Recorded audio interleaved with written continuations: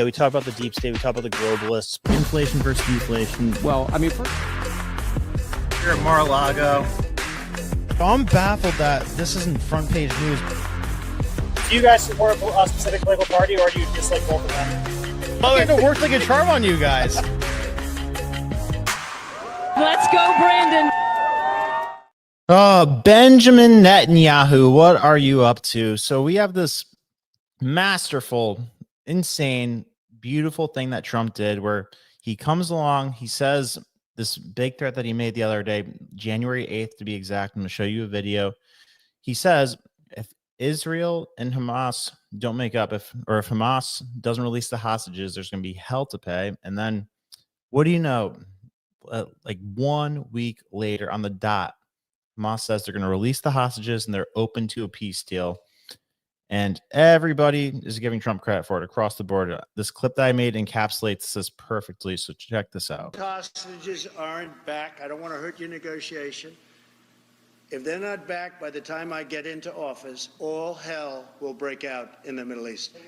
And it will not be good for Hamas, and it will not be good, frankly, for anyone. All hell will break out. I don't have to say anymore, but that's what it is. because at long last, I can announce a ceasefire and a hostage deal has been reached between Israel and Hamas. I do think that all sides agree that Trump's hand in this has made a difference. When it comes to the involvement of President-elect Trump's team, it has been absolutely critical in getting this deal over the line. Biden presented a deal like this in May. So what's your take on what got us to this moment? It was the Donald Trump factor. So there you have it. They all had to admit it. Trump got this thing done just like Reagan with Jimmy Carter. Reagan gets elected, and right upon entering office, before he even takes office, the hostages are released. But it seems like Netanyahu might have other plans because, today this article comes out here. I'm going to show you. It says Israel Hamas peace deal potentially threatened because of a unexpected crisis. So here we go from AP News. Israel Hamas ceasefire. Netanyahu says last minute crisis is holding up approval. So what do we know so far? Why the holdup?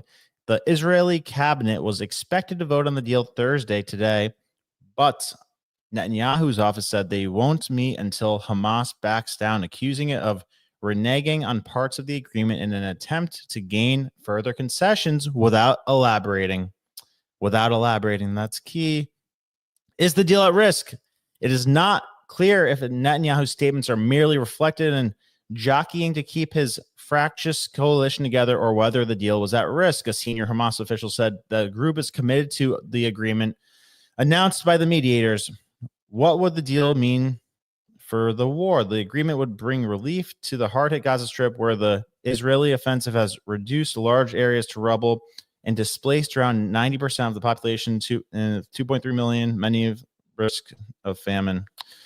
So there you have it. But I think we need to remember some key things about Benjamin Netanyahu and how they got into this war and his relationship with Hamas and all those dynamics, the trouble that he was facing before this, and so on. So do you remember when this started on October 7th, but the lead up to that in early 2023, Benjamin Netanyahu's facing all kinds of pressure, legal pressure, social unrest. He's trying to change the way that the Supreme Court works, where they're doing this judicial reform, where they're limiting the power of the Supreme Court. And they wanted to weaken its ability to overturn laws. They wanted to give more government control to the executive, taking judicial control away. And then this led to protests where people were threatening to, like people in the military were threatening to not serve in the military anymore. It was getting that bad. It was getting that unrestful. And then, I mean, I don't know. I find it weird that on the heels of that, the October 7th happens. They let this rinky-dink attack come through and, cause all these casualties. And that gets the populace behind him, times of war, emergency, et cetera, et cetera. And I don't know. I just can't help but feel like Netanyahu might not be all that excited about a ceasefire because, he has his life gotten, his political life, his career, has that gotten better or worse since October 7th? I mean, I would say that he's in a better overall position right now than he was pre-October 7th. Because pre-October 7th, he was in serious threat of not only losing his position as prime minister, but potentially facing jail time or facing at least severe fines. Like he's facing all this bribery stuff, etc. And the whole way that Hamas got started in the first place, I mean, that's a whole weird thing too, where you have the situation where he would not acknowledge the the legitimate government party of Gaza because he wanted to pretty much wipe out Gaza. So like that is really what gave Hamas the, I guess, ammunition or the public support for it to do what it was doing and become what it became. So, without that, you don't really have a Hamas.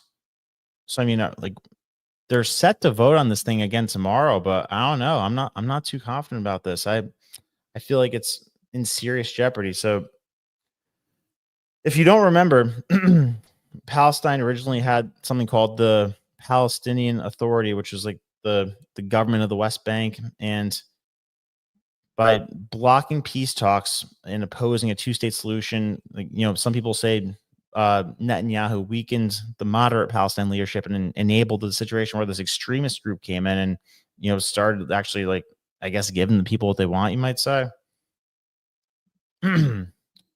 He allowed Qatar funds to flow to Hamas. Despite publicly opposing Hamas, Netanyahu allowed Qatar to send hundreds of millions of dollars to Hamas in Gaza. So why the hell do you do that if you don't want them to, be a serious threat to you? I mean, somebody who's more of the skeptical mindset would say you would only let money flow to a terrorist group if you want that terrorist group to do something to you that would provoke a response, and then them provoking the response gives you the, I guess, political support to go in there and clean house like they've been doing. So I mean, people have been of the mindset, like there's two factions: people that think that Trump's going to come in, end all this, it's going to be peace agreements, etc., no more war, and then people that say he's going to give Israel what it wants and help them just clean house with Gaza, clean house with Iran. And yeah, that would be an ugly situation. But what if this peace talk doesn't go through tomorrow with Israel? What if just another attack happens and then they're in a position where they're saying like, oh yeah, Hamas did this to us, or Hezbollah did that to us, so we need to retaliate against Gaza, we need to retaliate against Iran. So that's like, I guess, the skeptical side of this that I'm looking at from, like, I don't think that the people of Gaza or excuse me, the people of Israel are too fond of Netanyahu, to be honest. So there's a chart right here. I just had this thing up. So public support of Netanyahu, and it's sharp, like a sharp difference now to 4 years ago. Netanyahu support in Israel.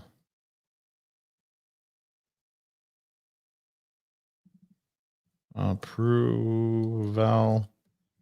rating in Israel from Statista. Here we go. Here we go. Just 1 second. Boom. So look at that.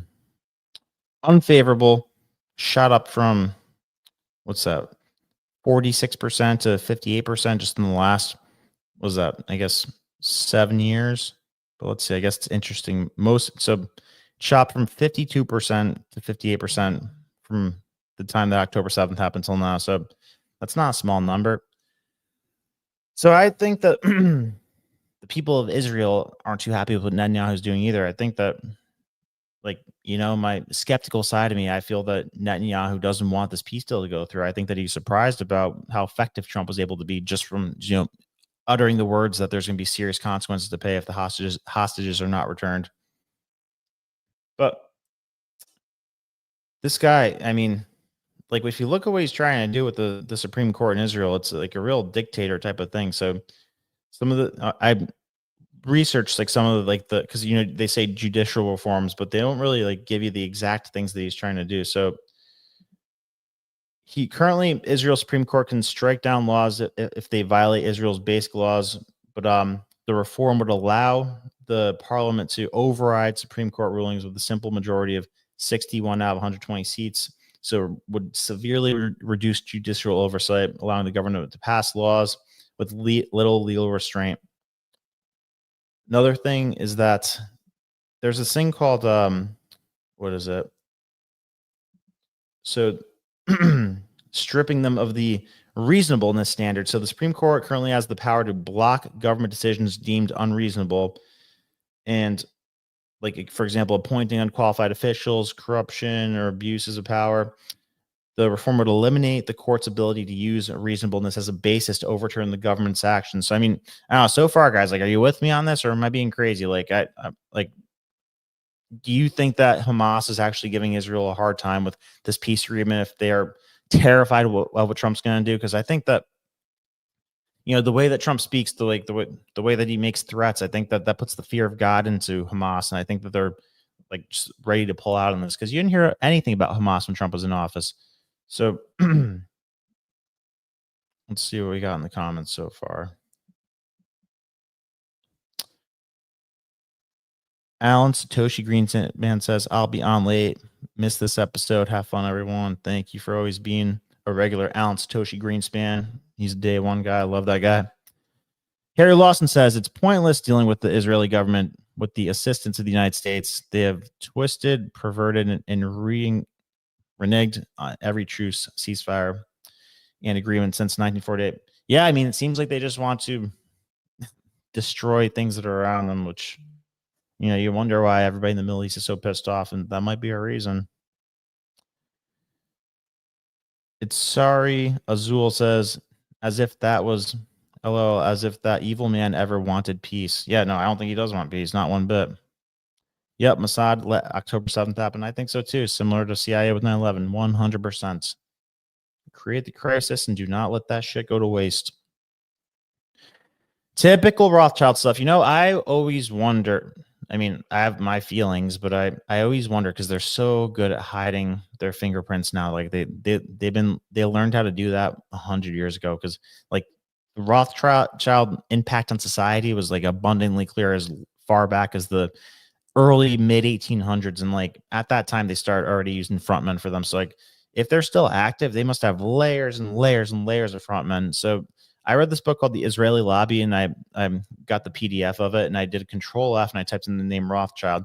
And the only time the name the Rothschild came up in that book was when it said that basically whoever Rothschild, whichever one the guy's name is, he, you know, I should probably pull this thing up. It said that they basically helped them like secretly, covertly get their nuclear weapon. But I should pull this up. Why wouldn't I do that? I have my PDF folder here for the Forbidden Book Society. So let's see if I could share this thing. The Israeli Lobby, pretty good book. I like almost exclusively listen to books on audio though. Let's see if I could open this thing as a web page, because it's not letting me do it this way. Open with, boom, yes I can. Boom, here we go. Here we go. All right. The Israeli Lobby. Let's see what happens if we Control F and put in Rothschild. Here we go. Where should I start? According to the Israeli journalist Michael Karpin, a key coordinator of this fundraising effort was Abraham Feinberg, a well-connected U.S. businessman, philanthropist, and political advisor. And contributors to the campaign reportedly included Canadian beverage magnate Samuel Brofman and several members of the Rothschild family. Feinberg divulged the names. Did I start too soon? Divulged names of American donors, however. The role's never officially been confirmed. Groups like raise funds, United States support, social, educational, blah, blah, blah. Where's this nuclear thing that I'm talking about?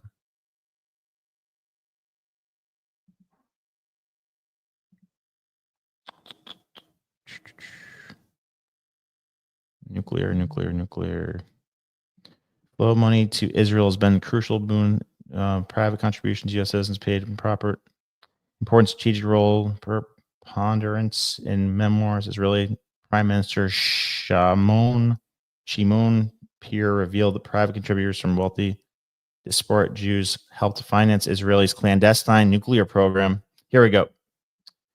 Israeli Prime Minister Shimon Peres, whatever that is, revealed that the private contributions from wealthy diaspora Jews, including several Americans, helped finance Israel's clandestine nuclear program in the 1950s, 1960s, according to Israeli journalist Michael Karpin. A key coordinator of the fundraising effort was Abraham Feinberg, well-connected businessman, philanthropist, a political advisor. Contributions to the campaign reportedly included Canadian beverage magnate Tim Broffin and several members of the Rothschild family. Boom, there you have it. So several members of the Rothschild family helped finance Israel's clandestine nuclear program in the 1950s and 1960s, which a lot of people believe maybe was one of the things that they weren't so happy with JFK for because he wanted to inspect that, but who knows? Who the hell knows? But that's that's the, I guess, most recent overt thing that I've seen the Rothschilds do. Great point, though. These things make this all the better. These points that you guys make. Steve P says, I just finished the series The Men Who Broke America on my YouTube channel if you guys want to watch it. As frustrating as learning about it all, it is a great series with the wealth of knowledge. Great job on that, Brandon. Keep up the great work. Steve, thank you so much. I love you. I know you're a day one guy. Can't tell you how much I appreciate that. And thank you for watching The Men Who Broke America.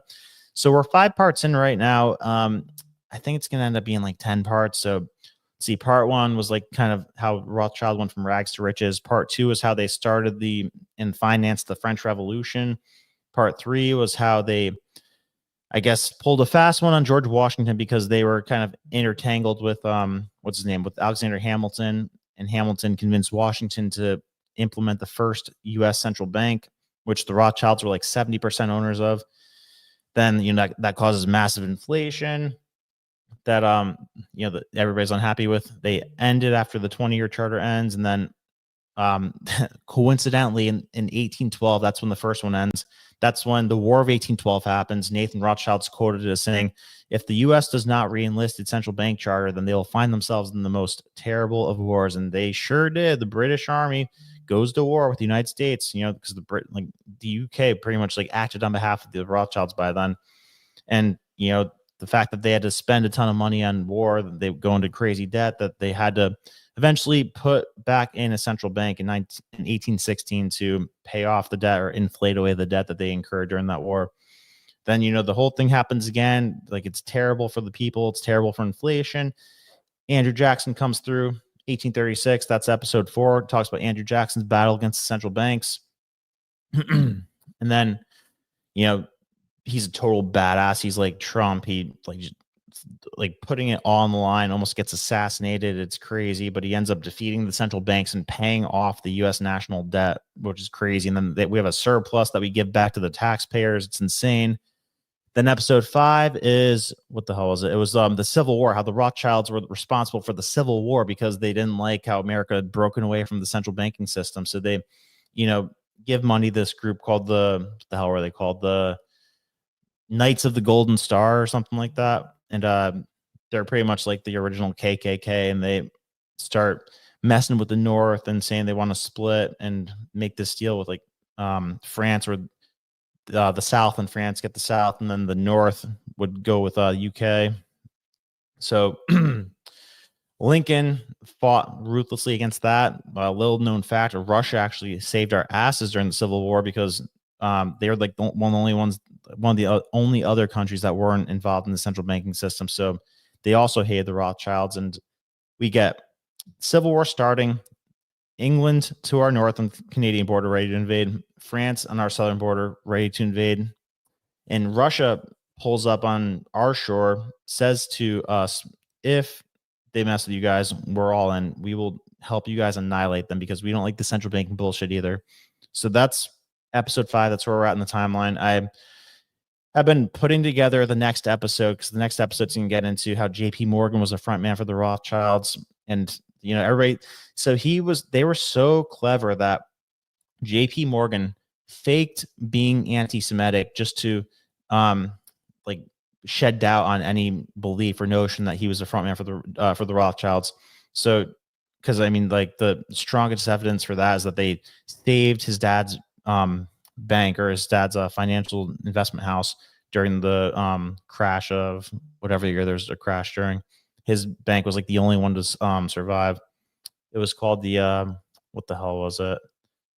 I forgot what his banking house was named, but they helped his dad, and then his dad was like one of the biggest bond buyers for the South during the Civil War, and then they used JP Morgan to basically like mess with the market to the point where they create all these artificial crashes where they like buy, then just like sell off, and the economy crashes, and the bankers have to come in and like bail it out, and they say this is why we need a Federal Reserve, because remember, Andrew Jackson got the second central bank shut down, so they didn't have a central bank in America from 1836 until the Federal Reserve's created 1913. So JP Morgan's like the biggest reason for that. And then I'm going to get into who the real ownership structure of the Federal Reserve was, because it was all these guys that had connections to the Rothschilds. And like that's the book we're reading right now in the Forbidden Book Society. I'm actually going to I feel so bad I've sucked with keeping up with that the last week or two, because I've been doing this every night. But after this recording, I'm going to record the briefing on the book for the Forbidden Book Society on Patreon, where I'm going to give like a thorough breakdown of the book that we're reading this month, which is going to tie into the next episode. It's called The Secrets of the Federal Reserve by Eustace Mullins. He gives like a play-by-play breakdown of like the exact ownership structure of the Federal Reserve, which like nobody knows about. It's so crazy. Like if you try to look up online who owns the Federal Reserve, it's like straight propaganda. And there's like layers and layers and layers of bullshit, like where they just overtly try to tell you that it's a government-run organization where there's no profit making off of it. Like they just get small fees and blah, blah, blah, blah, blah. But I think like I'm not all the way there yet. I have to do a little bit more research, but I think like once you peel back the layers enough and do like a thorough enough forensic audit, we might see a situation where the reason that the Rothschilds are worth anywhere from $1 trillion to $20 trillion is because they might like own the U.S. debt. They might be the biggest like holder of U.S. debt. I mean, I showed you guys the chart the other day of who owns U.S. debt. I think it's like, I think like 2/3 of it's domestic and then 1/3 of it's foreign.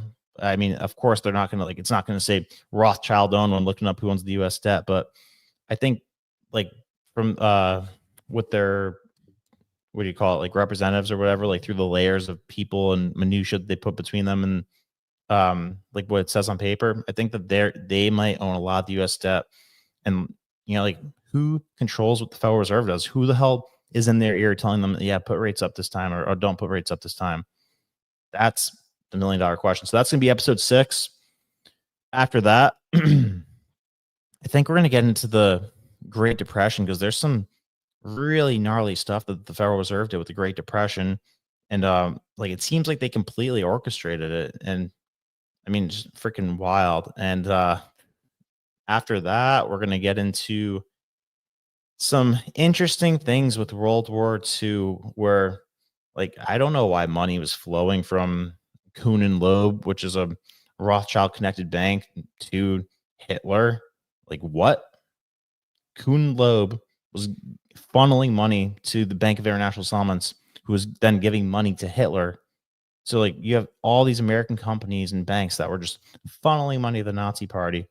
And then, you know, they do what they do. And then the end result of that is that obviously the UN and everybody gets on board with the state of Israel becoming a gang statehood. And the Rothschilds were like leading the charge on that. Like in 1918, the Balfour Declaration was addressed to the Rothschilds. So it was like, you know, a gift that was given to them because they were lobbying for that for a long time. And it didn't really gain any momentum. It was just like kind of a like symbolic, I guess, like that far back in 1918.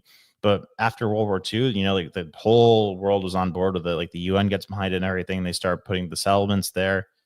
So I think the final episode will be like that stage after World War II, where like the actual like founding of Israel in what was it, in 1948.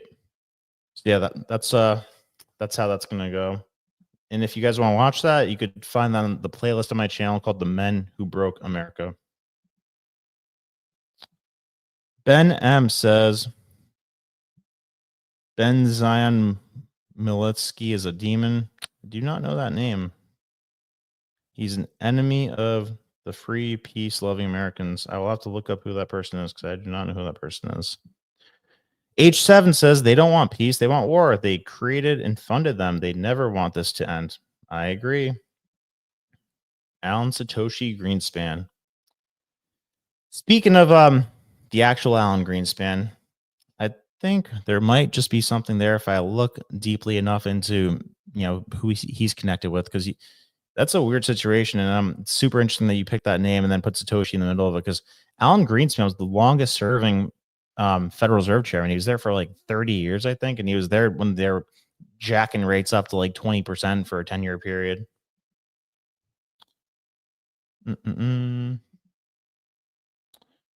Could never read this name. I'm just gonna call you TRC because I know you're an OG, you're a day one guy, but that first part of your name, Kit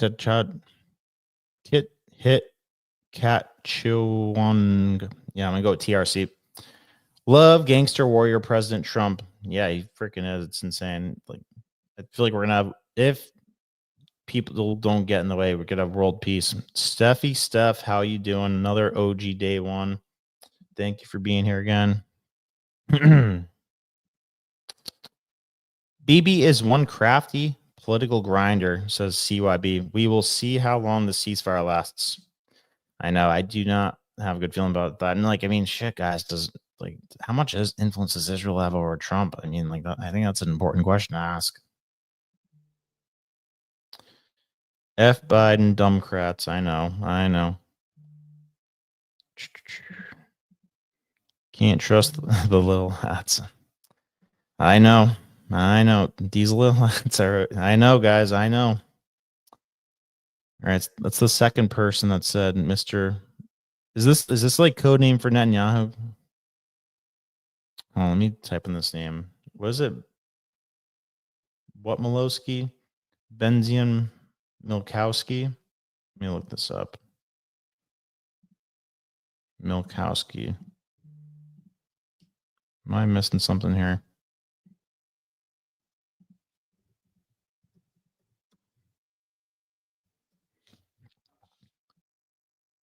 Benzian.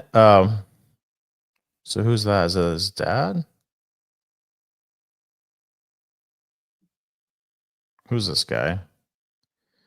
Netanyahu was a Polish-born Israeli encyclopedist, historian, and medievalist. He served as a professor of history at Cornell University, a scholar of Judaic history. He was also an active revisionist Zionism movement who lobbied the United States in support of creation of the Jewish state. Oh, got it. Oh, and his son is Benjamin Netanyahu. I see where I got it. Okay. The more you know.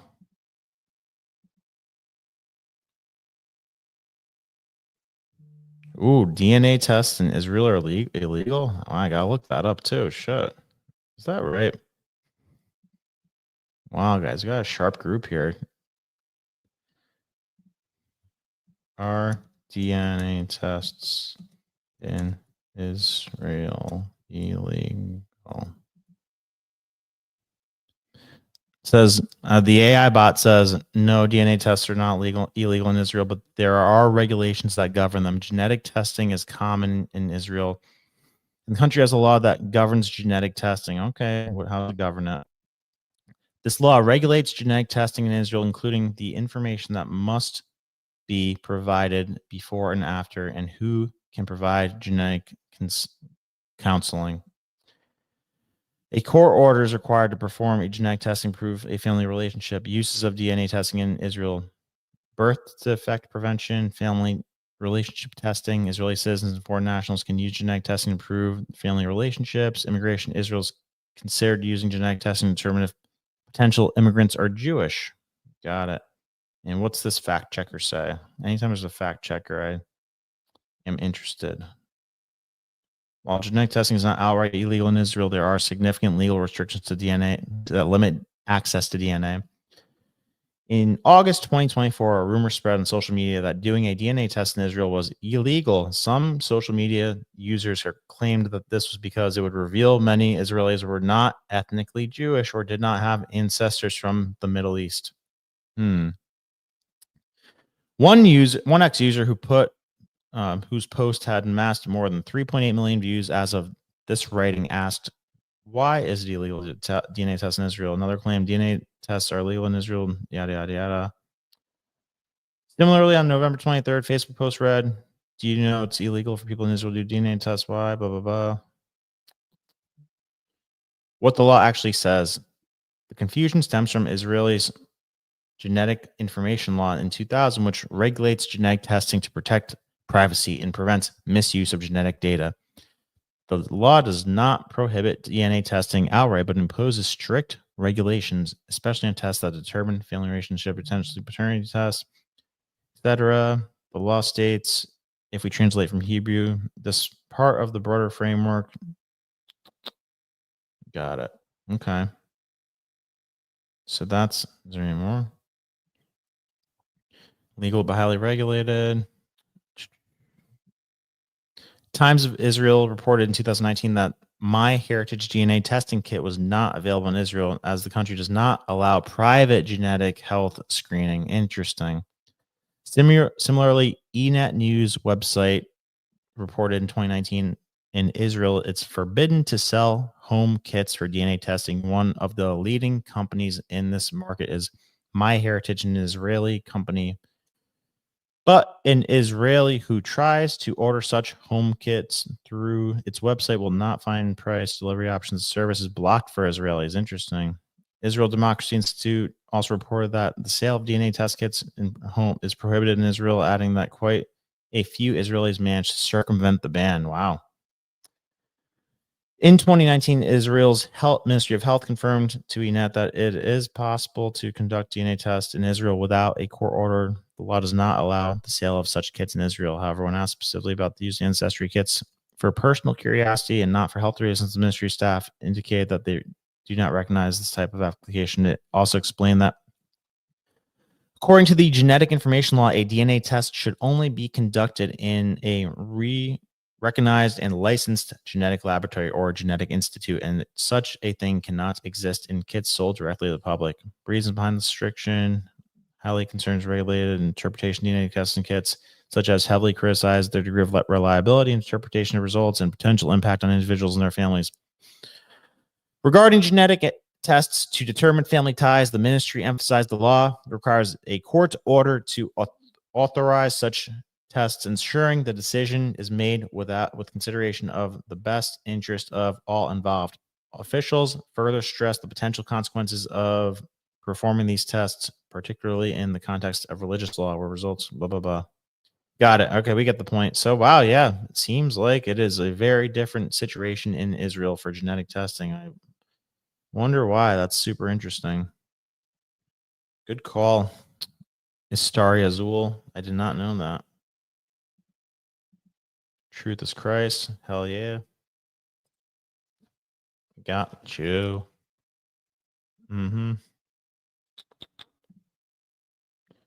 Meeting for my startup is on Tuesday now. Nice. Good luck with your startup. What do you got going on?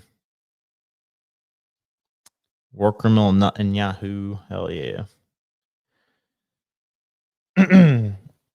Oh man, LMG philanthropy had notifications turned off. So the thing you could definitely bet on is that I will be on. Like, my aim is for 8:00 every night. That is when it's going to start. But it's a range realistically from between 8 and 9 o'clock start time, depending on how the day plays out. Because we, have like a decently wide variety of how the day could play out of ET, but like in the best possible way. But you could bank on that I will be here between 8 and 9 o'clock, like 99% of the time each day of the week. Tobias Hernandez says you need to read what Hamas was demanding. It's easy for you to sit there and criticize. I would love to see what Hamas is demanding. I was trying to find that, but nobody's talking about what they're demanding. If you know a source where they are saying that, please tell me and I'll look it up and I'll pull it up right now. But everybody was saying that Netanyahu wouldn't say what the problem was, what they were demanding. Didn't they? Yes, they did. Yes, they did do that.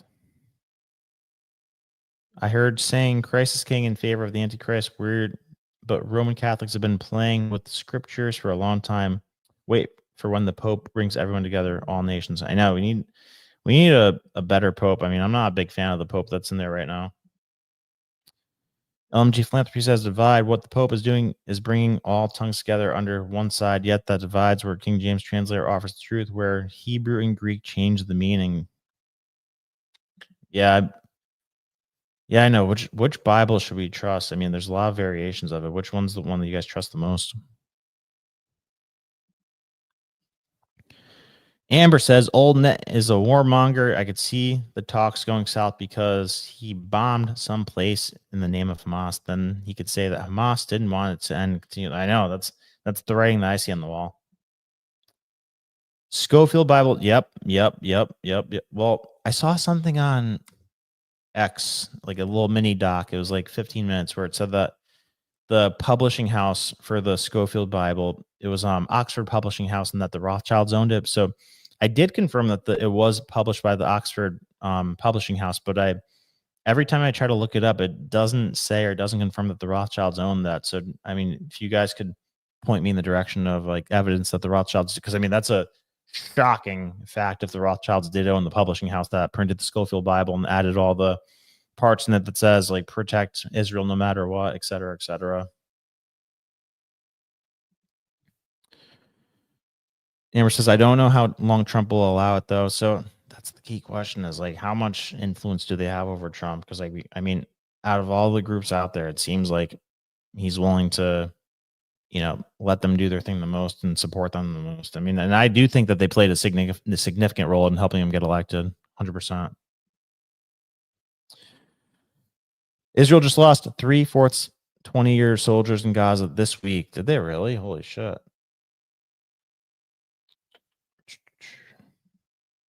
No ceasefire. Israel is not weak like America.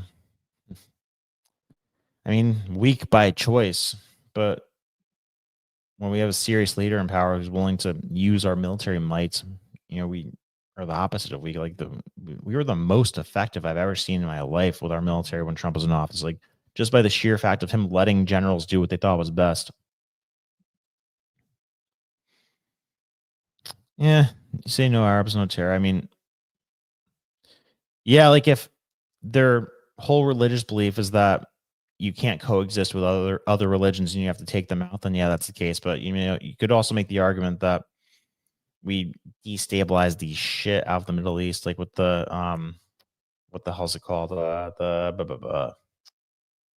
The agreement where the Sykes-Picot agreement, where we like split up all the parts of the Ottoman Empire and like have clustered Sunnis and Shias together and just like created this tinderbox. Like that was just inevitable to be chaotic. And then in addition to that, we like invade their countries and shit all the time. Like we invade Iraq, we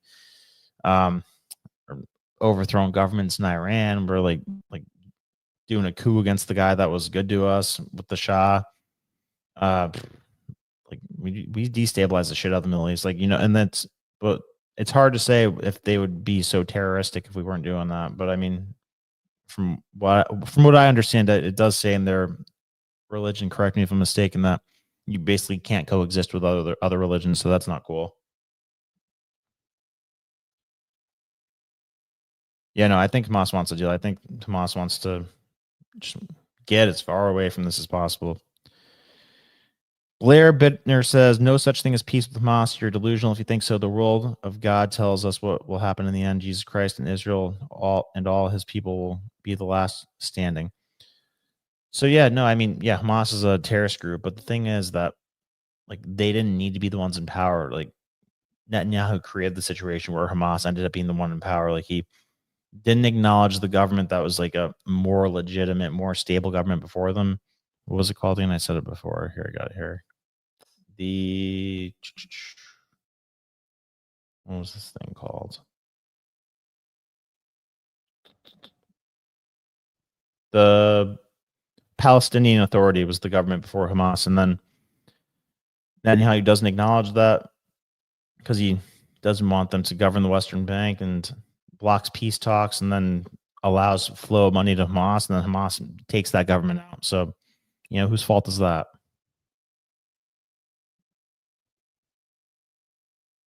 Yep. He brought 2 Palestine kids from Gaza. Was at the airport to meet them being attacked. It's been 15 months and still can't take over North Gaza. I mean, yeah, you think, they can't take it over without just obliterating a shit ton of people, which, we don't want them to do that. There are 93 Islamic terrorist organizations. They are nothing but abhorrent demons. Israel has every right to defend itself from repeated attacks. Yeah, it does. But, when you kind of enable the terrorist group to take power of the place that you want to take over, I think you're kind of inviting terrorist attacks when you let a terrorist group take over. Like what I said before, Netanyahu blocked peace talks with the Palestinian Authority, right, which was the governing body of the West Bank. And then he allowed Qatar funds to flow to Hamas, and Hamas takes over the government. So I don't know, whose fault is that? Like, what would have happened if Netanyahu didn't block peace talks with the Palestinian Authority? I don't know, but what would have happened if he didn't let money flow to Hamas? I think a different situation than we have now. Is that a crazy thing to say?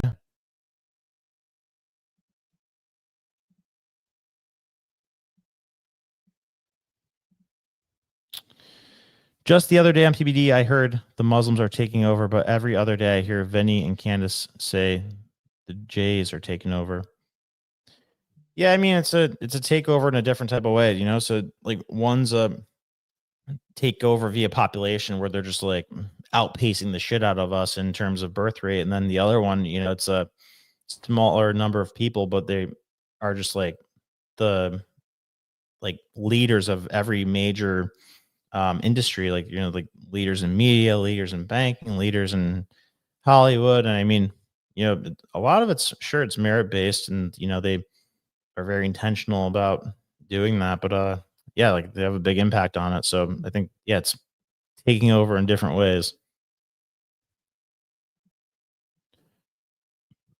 TTB, I would recommend inviting the Hot Zone with Chuck Holton regarding this topic ASAP. Not familiar with that, but I will write that down and get our booker on that for sure. Thank you for the recommendation. Let's see. The Hot Zone. I'm writing that.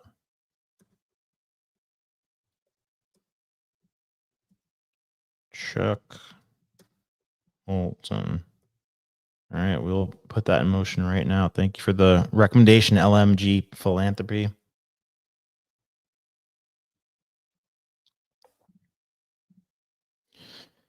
V Easy says, "Hi, Brandon. Followed you here from the Unusual Suspects. I'm here for it all. My man. Love you. Thank you for that. We are going to do big things here. Valuetainment is going to be like, I guess, I don't know. What would you say is the biggest media force? I guess we'll be at the very least what Fox News was 5 years ago in the next 2-3 years, that type of influence. We're already getting more views on YouTube than CNN, MSNBC, all these places. So the more the years go on, it's going to be like that type of thing. MSC and CNN might go bankrupt this year, especially if RFK prohibits pharmaceutical advertising. Oh my God, if that happens, then we will catapult past these mainstream media channels. But thank you for being here, V Easy. Jim says, sad how he lies to his fellow countrymen too. And I know, and I wonder what percent of them believe what he says. I worry Trump is a Zionist Trojan horse. Hope he stands up to these people, but pretty sure his biggest loyalty is to the temple and its coin. But why? Why would that be his biggest loyalty? Make the case for that. I don't see the reason that would be his biggest loyalty. I'm not arguing that he's not loyal to it. I think that he has obviously shown that he's willing to do a lot for them and willing to fight on their behalf and make threats on their behalf. But I don't know. You really think his loyalty is to them over America? That's tough for me to believe. Ola boy, crazy legs. Brandon, do you renounce your cucking to PBD on HB1? Oh man, we're going back there. So I'll tell you this. So I saw something on HB, and by the way, I'm not cucking to anybody on that. Like I literally that night that it became a thing on Christmas, day after Christmas, whatever. I formulated my own opinion because, and like solely because of the fact that like I saw people saying like some like really nasty stuff like on the far right. So I mean, like if you're straight up taking the notion of like nobody outside America work here, I think that's an extreme notion. But I did hear a compelling argument for the other case too. I heard it on Matt Kim's podcast that the argument for the most highly capable, most talented foreigners coming to work here on those visas is bullshit because there's another visa called like the HB0 visa or something that's specifically for highly talented people. And Matt Kim and the guy that was on his show were saying that they just want to outsource these jobs to like for cheap labor and stuff, and that the talented ones are for the HB0. So that's a fair argument. If that's the case, then yeah, then ditch the HB10 H1B visa and just keep the HB0 visa. So it was the first time I even heard of the concept that day, and yeah, I'm not like if I fully was against it and Pat like thought the other way, like it's like it's not like a thing where I like just follow in unison with that. Like there's stuff that we disagree on, but with that, I just happen to come to the same conclusion that he did with that one. But with the new information of the HB0 visa, I'm thinking of it differently now. I'm thinking, why do we need the HB1 if we have the HB0? So there you have it. Lone Star 1 star says, how dare Israel bomb military targets embedded in civilian infrastructure? How dare Israel bomb military targets embedded in civilian infrastructure? Yeah, I mean, it's savage stuff. LMG Philanthropy says, or you might enjoy talking with Lionheart Strategies. I will write that one down too. Thank you. Lionheart Strategies. Okay.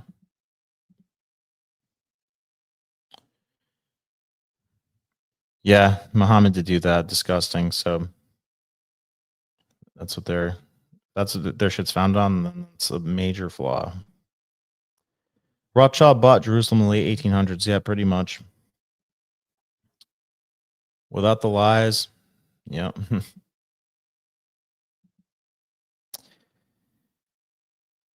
Yes, this is true. The financial district in Tel Aviv is named Rothschild Boulevard. That is true.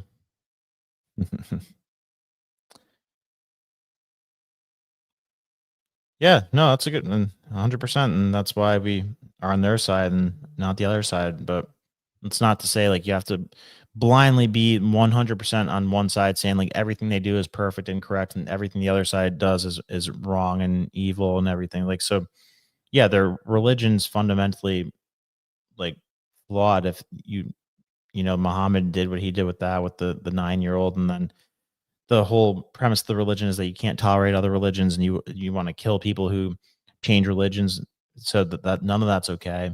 And the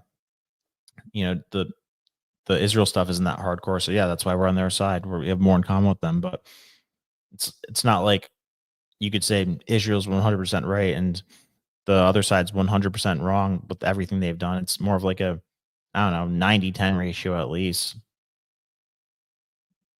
But like it's 100% also like, let's think about what our own best interest is at the same time.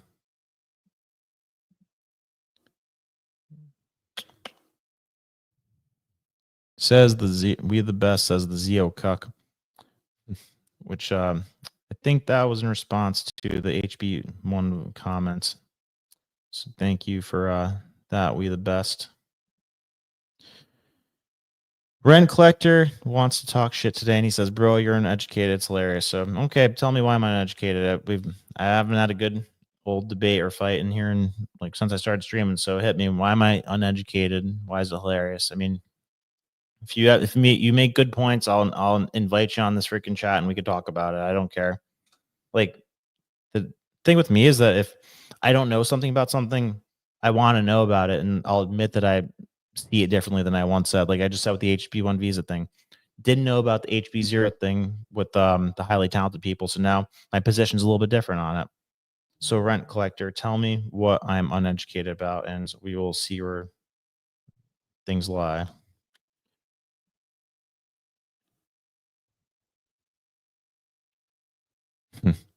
What tribe are you with, Rent? Yeah, I know. It's a good question. JFK was also going to set up AIPAC as a foreign entity to dramatically decrease their lobbying power. Yeah, he was taking on everybody. Israel, my channel is informative. What's it called? Israel, my channel? I'll write that down too.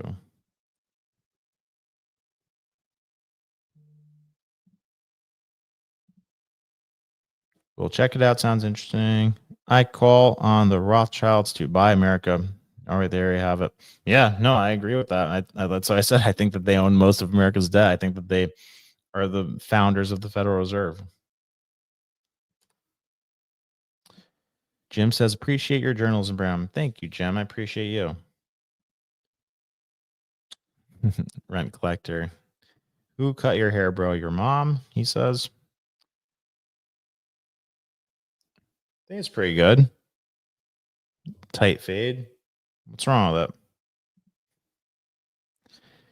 Steve P says, do you think Trump will release JFK files in full? Oh, man, he better. I'm going to be really let down if he doesn't, because I mean, he's been saying it over and over and over again. So if that's something that I think will definitely damage his legacy. Definitely for me. I think for everybody else too.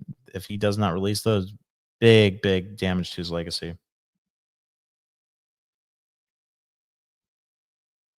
I'm going to go. So right now I'm like in the middle of the comments. Let me see if I go to the most recent ones, because I'm trying to keep this under an hour so I could do that special episode that I've been waiting to do.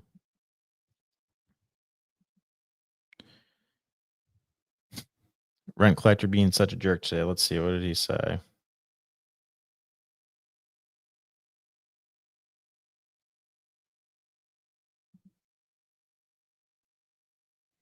He might have just been trolling. This, I think, is a little bit true.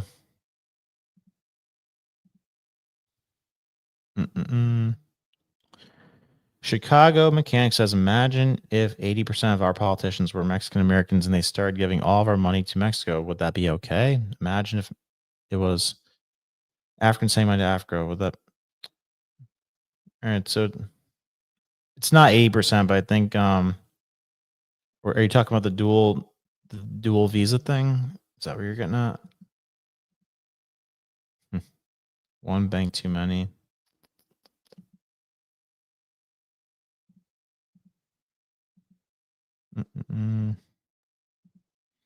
Yeah, rent collector bounced. It's too bad. I was having fun with that.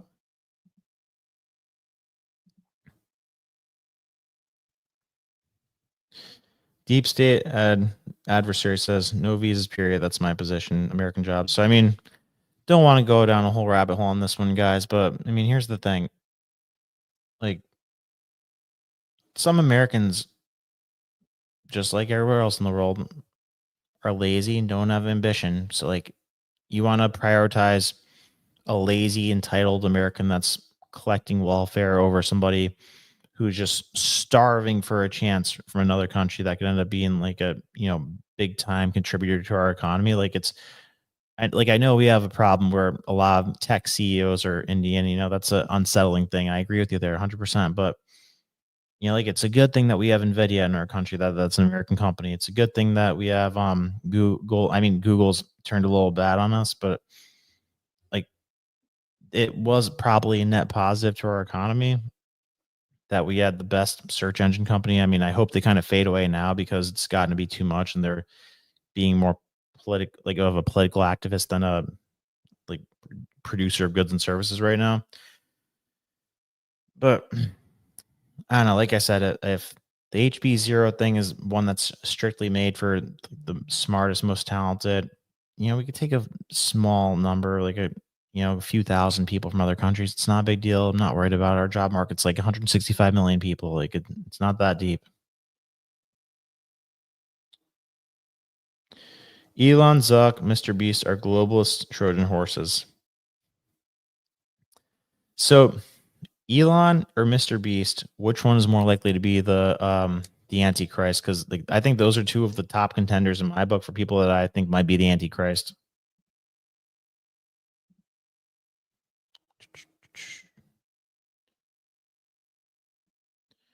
David Gressner says, I'm glad you're going to be doing this podcast 99% of the time. It gives me someone else to listen to besides PVD and Rogan and Mike Ray. Doing a good job keeping up. Thank you, David. I appreciate that. And we're going to get better every day. And guys, do me a favor. And if you are enjoying this so far, I know it's only been like 2 weeks that we've been doing this together, but share this with your friends, like recommend it to people and stuff. Like we're trying to hit that escape velocity threshold. Like we have a nice base right now of like 100, 200, sometimes 300 people per night. But if we get to the point where like it's a merit-based thing of valuetainment. So if we get to the point where it's a couple thousand people a night, we can start doing a lot more cool things. Like I could have access to resources where we could get like really cool guests on. We could travel, so help me out and we'll keep making this thing even better every night. But the one thing I can promise you is that this is the worst it'll ever be. Yesterday was the worst it'll ever be. The day before that was the worst it'll ever be. Like, so each day this will be better than the day before. And, like it's going to be exponentially better weeks and months and years from now. So that's what we could all look forward to.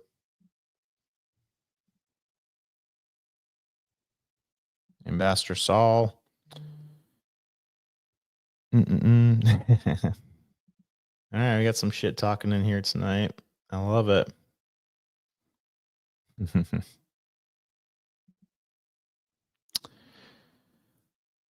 All right, so we are at about an hour now, and I think we all know where we stand. I mean, like a little variance in opinion, but yeah. So I mean, I hope I'm totally wrong about this. I hope this vote goes through smoothly tomorrow, and that you could have a ceasefire, peace agreement, whatever. I'm not going to act like I know what the perfect solution is for Israel Hamas. I mean, yeah, like the 2-state solution seems probably more reasonable than because I mean, what's the alternative to like for them to just wipe them off the face of the earth or to have them mass migrate somewhere else? I mean, that sounds like a unstable thing that'll come back to haunt us. So with that said, guys, I love you all. Thank you for watching. I'll see you tomorrow night. Experimenting a bit with the format here. Some nights we do like a rapid fire of topics. I'll have a few buddies on and we'll hit like 8-10 topics. And some nights it's just me. We'll hit a bunch of topics. Some nights it's just me and we'll hit one topic in like a deep dive type of way. We're still feeling it out, seeing what works best. But, we'll keep it interesting. We'll keep it unpredictable. And I'll see you tomorrow. And hey, if you want to ask me any questions directly, you can connect with me on Next. We're always having contests there. It helps me out with the leaderboards and stuff. You guys connect me on there, and we could have some like real serious conversations on there and go into these things that we're arguing about or trying to inquire about in a deeper way. So again, love you. Like, subscribe, share. I'll see you tomorrow night.